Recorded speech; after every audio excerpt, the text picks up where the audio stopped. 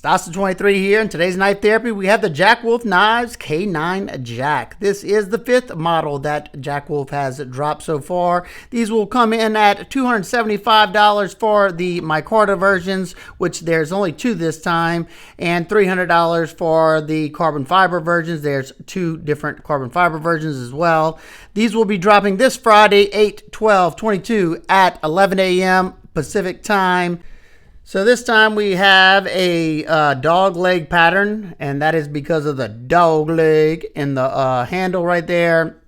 You have a what I'm going to call spear point blade. You call it a drop point, a spade blade, whatever you want to call it, but it's going to be a very versatile blade shape. You have a nice little straight area right here for cutting cardboard, stuff like that, and then tapers into a nice belly. And once again, you have that downward facing belly. Excellent, excellent. Got a nice satin finish on here that is nice and even. Nice top swedge. You have a well executed sharpening notch that's going to give you some sharpening life before it starts to widen up in the back. You have a nice deep hollow grind on this Bowler M390 stainless steel, and it comes down to an incredibly thin edge. I think it's around 9 thousandths right here at the thinnest, and I mean, you could feel it. So very, very nice. Your top swedge brings this tip down to a nice precise point for doing precision work and for piercing. And like I said, that grind coming down to such a thin edge should perform outstanding. So let's do some cutting with this knife and see how well it performs.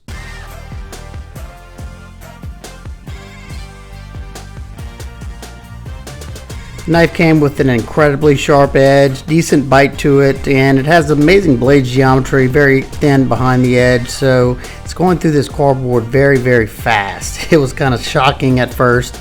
And the ergos for this light duty cutting are very good so far. Not to mention this blade shape is excellent for pretty much everything I'm going to be doing. Now we move on to the Pine 2x4 to see how that edge is biting and how it feels in the hand while doing so. The knife definitely wanted to bite deep into the wood, so I had to use very, very light pressure so I can get some of those fine curls. And even though this handle's very, very thin and not ideal for extended cutting without wearing out my arm, it was really comfortable in hand and performed flawlessly. Especially, if you like to whittle or something like that, I think this would do pretty well. Most slip joints though are pretty thin in the handle, so it's probably going to fatigue you if you're doing a lot of powerful cutting. Now we moved on over to the 1/2 inch twisted sisal rope.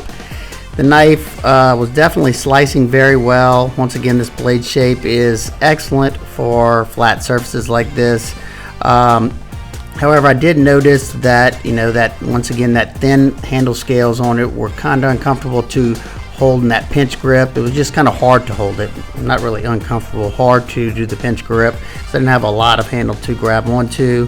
But that's not really that big of a deal because it is a slip joint, and that's just usually how slip joints are made, and I like that in a slip joint. I want it to be nice and discreet, thin, lightweight, and I love it when they're nice and slicey like this. I'm doing push cuts, as you can see, and I only cut 40 cuts of the sisal rope just because I have more testing after this, and I want to leave a little edge just in case, but excellent edge, still going strong here. As I moved on to the last portion of the test, I already knew this knife was going to do great because that blade shape is a jack of all trades pretty much. You can easily cut on a flat surface. You can cut material in hand. You have just the right amount of belly, and the way this blade is kind of canted down, it brings it to the material. It's slicing very well, and that edge is still nice and sharp. It was kind of losing its bite a little bit, and I really noticed it toward the denim, but this is the first time cutting these rubber tubings that it was blazing through this. I was in awe of how fast it was going through it. The same thing goes with this corner cardboard. It's very dense cardboard.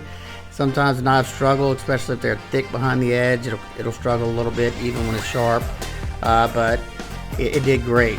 Still has decent bit of bite and going through the denim, and I was very impressed the entire way with that edge.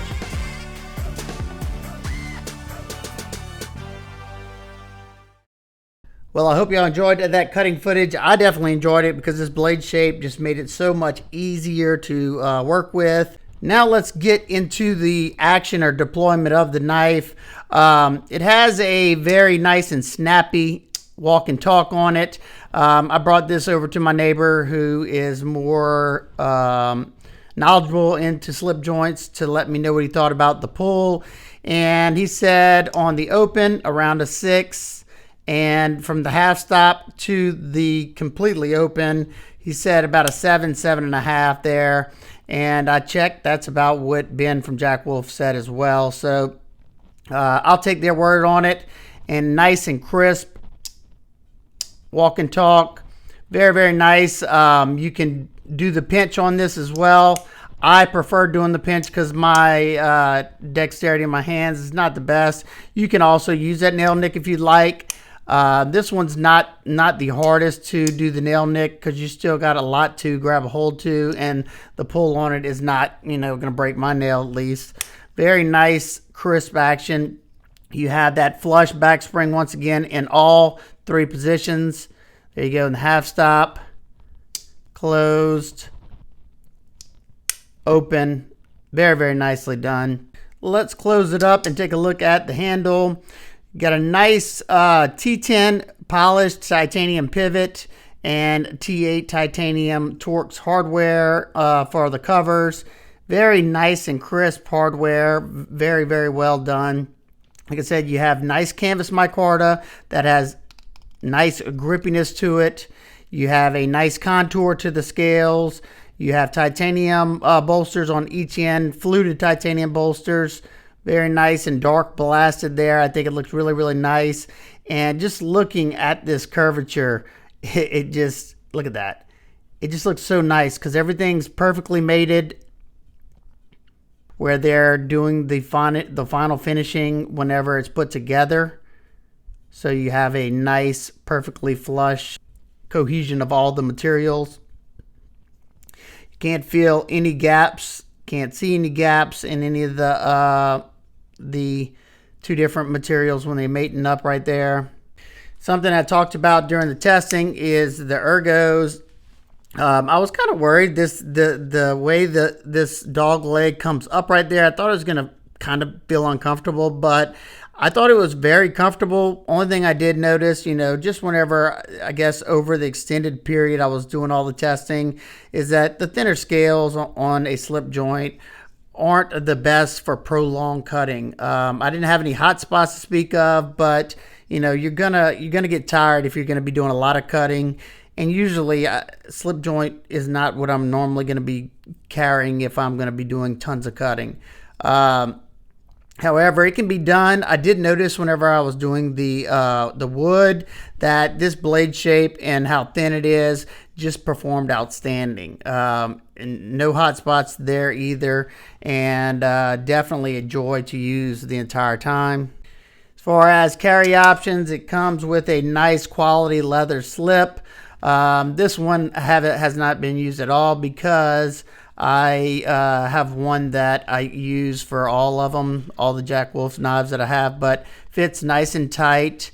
Nice supple leather, nicely done stitching, and they work rather well. You're not going to have to worry about, if you accidentally leave them in the sheath, you're not going to have to worry about the blade rusting like, say, maybe a 1095 blade would if you leave it in leather for a long time. And the blade being M390, it's got really good corrosion resistance, along with very, very good edge holding ability.